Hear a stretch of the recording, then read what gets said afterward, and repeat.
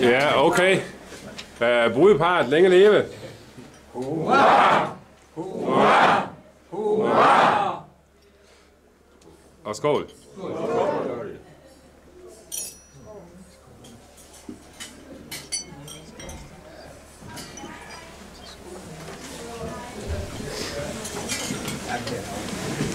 Ja.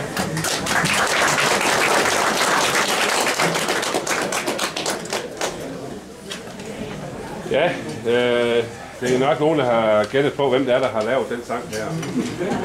Så jeg har prøvet for bedste evne at kunne at få det strikket sammen sådan, med min bedste forkommelse.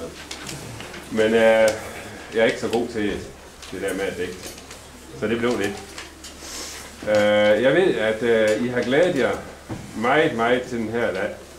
Og det har I gjort de sidste par år. Og Moller har samtidig sagt, at det når vi aldrig.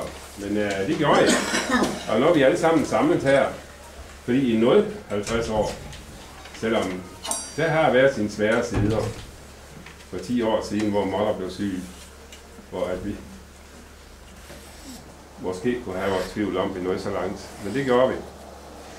Og hun er da heldigvis blevet mere og mere frisk.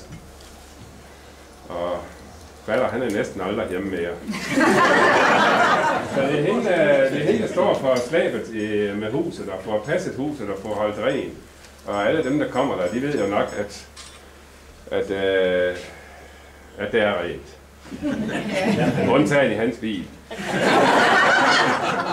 Men det prøver hun også på en gang imellem. Og den anden dag, så blev det altså gjort hovedren i bilen, og han fik noget skilt ud.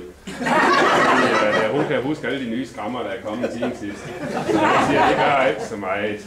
Men så på et tidspunkt bliver han måske nødt til at skal ud og købe en ny bil, for at få jævnt alle de skrammer ud. Så, men i morges, der var vi mange.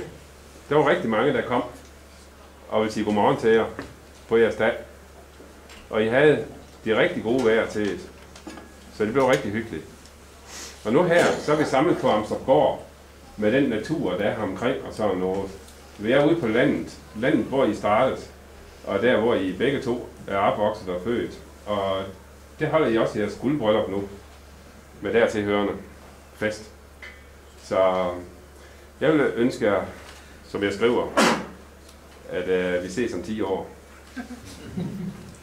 Så skal vi rejse os endnu en gang og ønske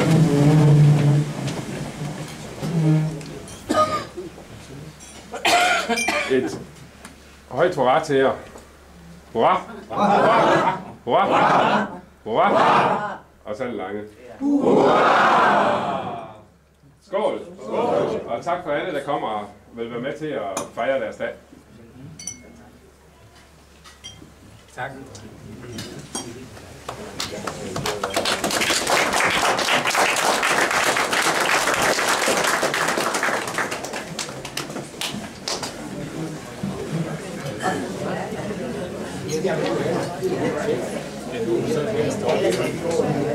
Nå.